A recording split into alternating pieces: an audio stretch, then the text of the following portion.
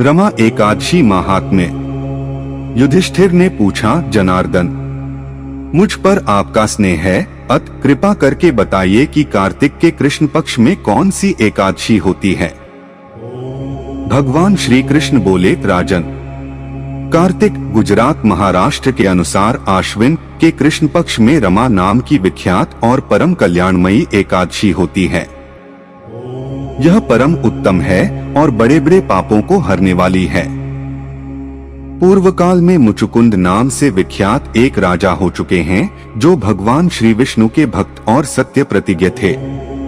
अपने राज्य पर निष्कंटक शासन करने वाले उन राजा के यहाँ नदियों में श्रेष्ठ चंद्रभागा कन्या के रूप में उत्पन्न हुई। राजा ने चंद्रसेन कुमार शोभन के साथ उसका विवाह कर दिया।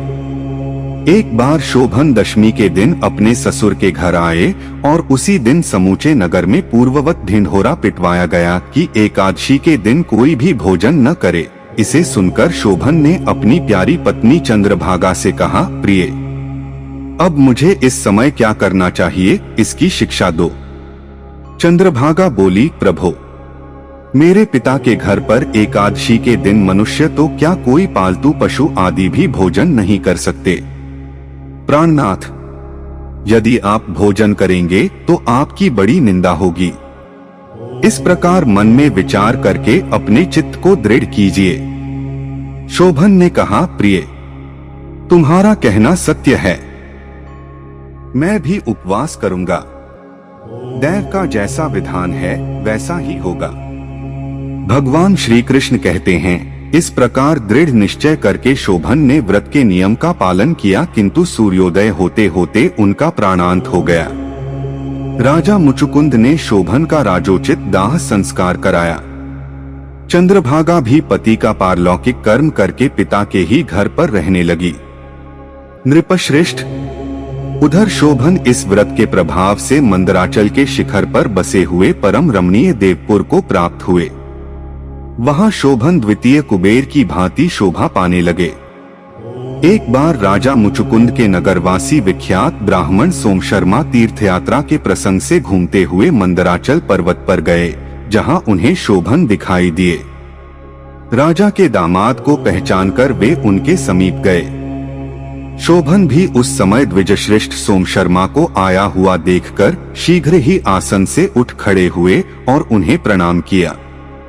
फिर क्रमश अपने ससुर राजा मुचुकुंद, प्रिय पत्नी चंद्रभागा तथा समस्त नगर का कुशलक्षेम पूछा। सोमशर्मा ने कहा, राजन, वहां सब कुशल हैं। आश्चर्य है, ऐसा सुंदर और विचित्र नगर तो कहीं किसी ने भी नहीं देखा होगा। बताओ तो सही, आपको इस नगर की प्राप्ति कैसे हुई। शोभन बोले, द्विजेंद्र, कार्तिक के कृष्ण पक्ष में जो रमा नाम की एकादशी होती है, उसी का व्रत करने से मुझे ऐसे नगर की प्राप्ति हुई है। ब्राह्मण, मैंने श्रद्धाहीन होकर इस उत्तम व्रत का अनुष्ठान किया था, इसलिए मैं ऐसा मानता हूँ कि यह नगर स्थायी नहीं है।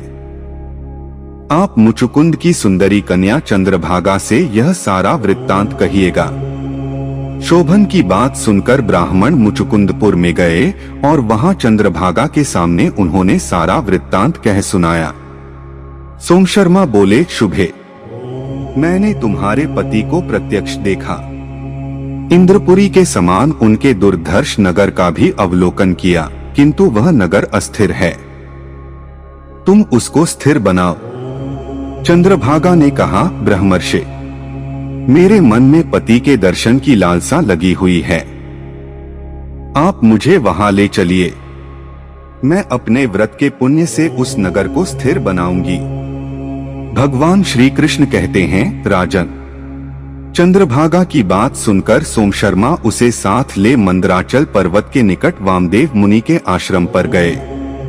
वहां शी के मंत्र की शक्ति तथा एकादशी सेवन के प्रभाव से चंद्रभागा का शरीर दिव्य हो गया तथा उसने दिव्य गति प्राप्त कर ली। इसके बाद वह पति के समीप गई। अपनी प्रिय पत्नी को आया हुआ देखकर शोभन को बड़ी प्रसन्नता हुई।